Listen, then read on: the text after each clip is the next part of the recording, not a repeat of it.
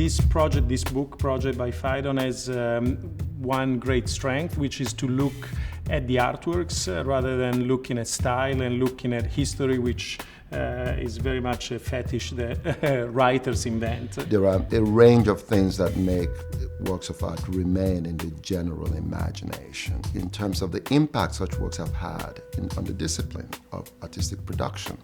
What do younger artists refer to?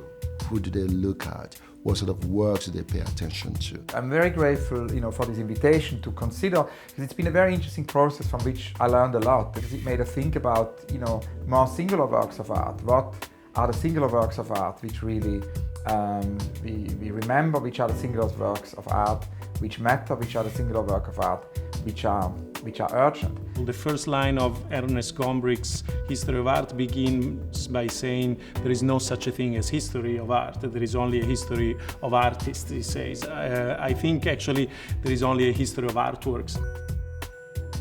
Every time I think what the 80s look like, I think they look like this. They're polished chrome, slightly inflated. This piece is quite beautiful because it's perfectly reflective, and so it always reflects the viewer and its surroundings, and it's all surface, and yet it's so much about the surface that it acquires through the reflection an incredible depth.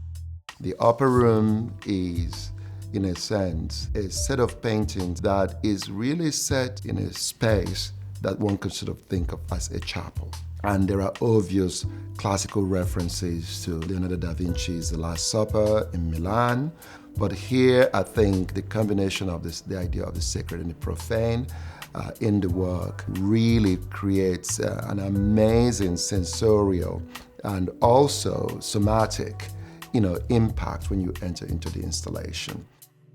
A work which doesn't move and which will be there forever, for centuries, always at the same place, is the Cathedral window for the dome in Cologne by Gerhard Richter. There is a situation which is never repeated because the refraction of the light through these thousands and thousands of colors is always creating a very, very different constellation. Whenever I'm in Cologne, the first thing I do is I go to the dome and I revisit Gerhard Richter's window.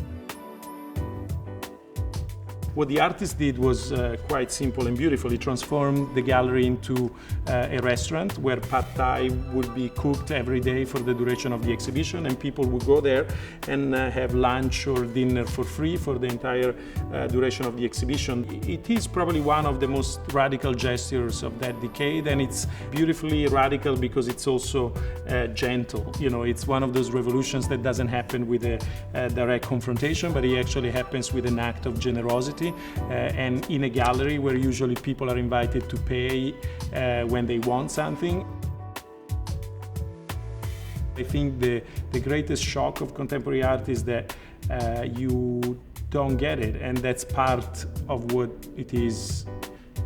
art is about. It's about redefining its own definition every time. One has to constantly remain engaged, remain open to new ideas, to the emergence of new forms, new techniques, new modes of display, new attitudes, new strategies, and none of this can be predicted. And that is what makes the vitality of artistic production so exciting, so important, and necessary. I'm always asked as a curator, what's the future, where does art go? And I think in some kind of way it would be very presumptuous for me to say that, because ultimately it's only the artist who can tell us where is the future of art. So the future has only just begun.